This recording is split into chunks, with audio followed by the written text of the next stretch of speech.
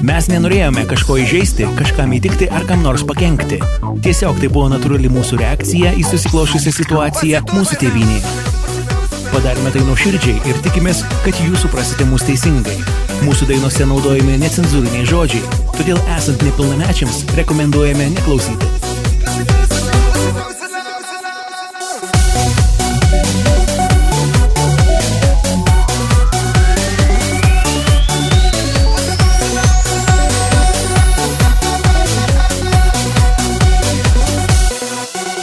Studentas geras visada buvai ir apskritai, net paskaitas visas lankai, laisvalaikį skraidėjai.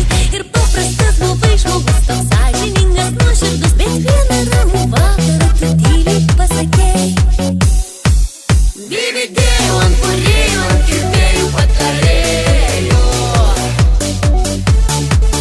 Dividėjau ant rinkėjų, padėjėjų ir gerbėjų.